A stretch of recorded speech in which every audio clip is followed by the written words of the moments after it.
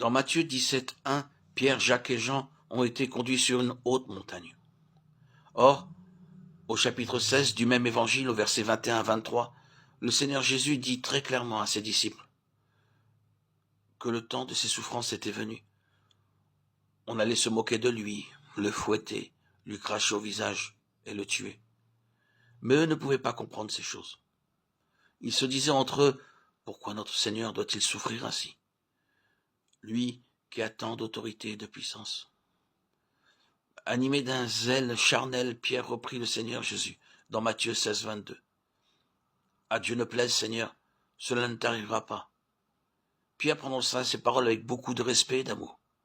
Mais il ignorait qu'il était à ce moment-là un instrument entre les mains de l'ennemi. Pierre était entraîné par un zèle humain. Il croyait témoigner son amour en cherchant à éviter la crucifixion au Seigneur Jésus. Mais il ne se rendait pas compte qu'il était le jouet du diable.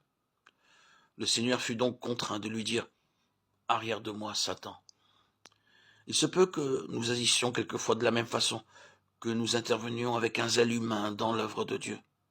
Par exemple, dans Acte 21, quand Paul se trouvait en route pour aller à Jérusalem, Agabus prophétisa que Paul serait lié, au verset 10 à 14.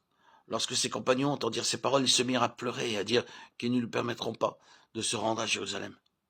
Mais Paul connaissait la volonté de Dieu et il dit « Que faites-vous en pleurant et en me brisant le cœur ? Je suis prêt non seulement à être lié, mais encore à mourir à Jérusalem pour le nom du Seigneur Jésus. » Ils dirent alors que la volonté du Seigneur se fasse. Ils pensaient qu'en étant les amis de Paul, et n'ayant que le but de lui témoigner de l'amour et du respect, ils pouvaient le dissuader de retourner à Jérusalem. À leur insu, ils contrecarraient le plan de Dieu, car ils ne savaient pas que le Seigneur avait dit à l'apôtre Paul de se rendre à Jérusalem. En agissant de la sorte, de nombreux parents, amis et connaissances empêchent leurs proches d'accomplir la volonté de Dieu. Ils sont entraînés par leur propre zèle et leur affection humaine, et empêchent ainsi leurs enfants ou leurs êtres chers d'obéir à Dieu. Il nous est dit que 6 jours après avoir parlé à ses disciples, Jésus prit Pierre, Jacques et Jean avec lui et les conduisit sur une haute montagne. Le Seigneur savait qu'ils ne pourraient pas comprendre ces choses dans la plaine. C'est la raison pour laquelle ils durent gravir cette haute montagne, et là le Seigneur fut transfiguré devant eux. Ils virent Moïse et Élie qui déclarèrent eux aussi que Jésus devait souffrir. Luc 9, 31. C'est sur la haute montagne que notre grand salut nous est pleinement révélé.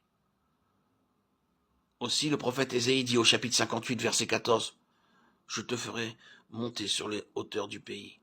Il vous faudra monter sur le sommet de la montagne pour découvrir la signification de cette déclaration. »